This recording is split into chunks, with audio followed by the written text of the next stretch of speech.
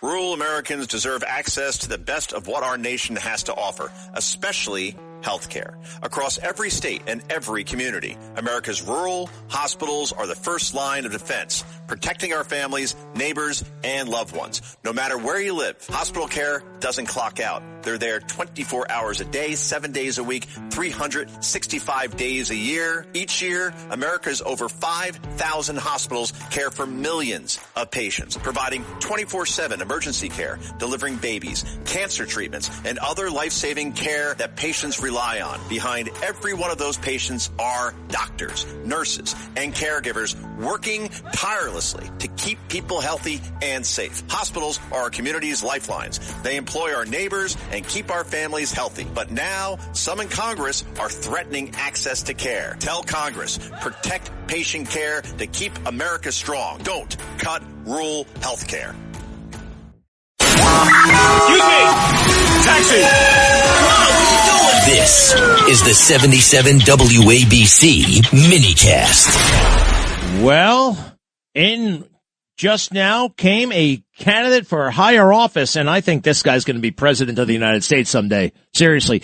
Joe Hathaway is his name. He is running for Congress in New Jersey, the seat that was vacated by Mikey Sherrill, who unfortunately won that race. Joe, congratulations on this candidacy. How are you?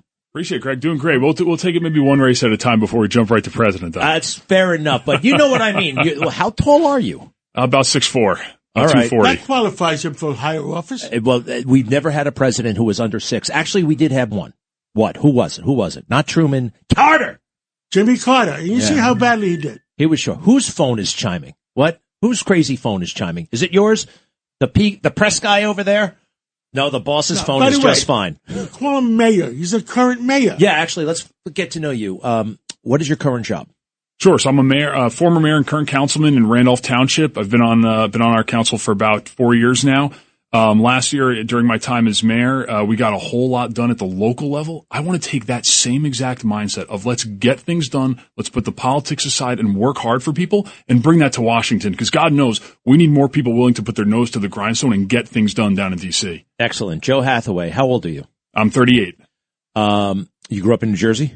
Yep, born and raised in Clifton, New Jersey. Where'd you go to college? I went to Yale, played football up there, and then since then been back in NJ11 for about the last 20 years. Wait. You went to Yale, and does Yale know you're running as a Republican?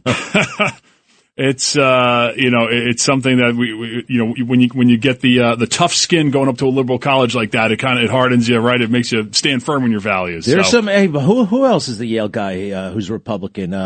Kavanaugh. Kavanaugh went to Yale.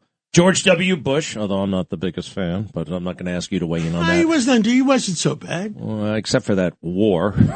Oops, no weapons of mass destruction. He was getting even for his father. Yeah, that's right. He had some daddy issues. Excuse me, listen, I respect all positions. Joe, when is this election? Because it's a special election? Special election. The timing's kind of wonky. It's Thursday, April 16th. Oh, man. That's that could work both for you and against you, right? Well, listen, it's probably going to be a lower turnout kind of day, right? Which in our district probably does even the playing field a bit. But I think what's most important about this being a special election is the people who are going to come out and vote are going to be educated on this race. And when they see a common sense, practical Republican running against a far left radical socialist, I think even in our district, the choice is going to be clear. People are going to pick common sense every time. I want to know more about your opponent first. After college, what kind of work did you do? So after college, I came back to Jersey, worked for the state for a few years, and then moved into corporate America, where I am today, and doing public relations, marketing, that type of work for our clients. And then got into public service, like I said, about 4 years ago. And so since then, it's been about getting the results and trying to get things done for people. That's what it's about. And on the personal side, family, wife, kids? Yeah. When we started this race back in October, I had 2 little ones at home, a 6-year-old and a 4-year-old, and we added another little one, so I have a 3-month-old now at home too, so we're pretty busy. And when did you declare? When did you actually, because this is, it was kind of a surprise, I guess, in a way, right? Yeah, so we got in the race back in early October, while the gubernatorial was still going on. Look, Greg, for me, it's one of those things where if I think I'm the right guy to do the job, if I think I have what it takes, we're going to get in. We weren't going to wait around and find out. We wanted to get in right away. That Mikey Sherrill, she turned me off with those helicopter ads. She can fly a helicopter. Great. What can you do for us, right? Joe Hathaway, What's the website? We know? Yeah, it's joehathawayforcongress.com. Would love for your listeners to come on board and help us out and get involved. Hey, John, have we set him up with President Trump yet? Well, he has to set him up. I'm sure President Trump, when he finds out that he's running, and we'll send him a copy of his resume, that he loves New Jersey, he loves New York. Yeah, I think you guys are going to get along great. Joe Hathaway for Congress. Support him. April 16th. That's coming up. Thank you, sir. Thank you, Greg. Appreciate it.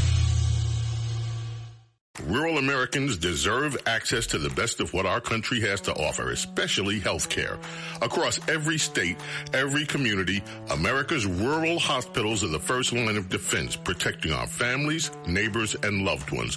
No matter where you live, hospital care doesn't clock out. They're there 24 hours a day, 7 days a week, 365 days a year. Each year, America's over 5,000 hospitals care for millions of patients, providing 24/7 emergency care, delivering babies, cancer treatments, and other life-saving care that patients rely on. Behind every one of those patients are doctors, nurses, and caregivers working tirelessly to keep people healthy and safe. Hospitals are our community's lifelines. They employ our neighbors and keep our families healthy. But now, some in Congress are threatening access to care. Tell Congress, protect patient care to keep America strong. Don't cut rural health care.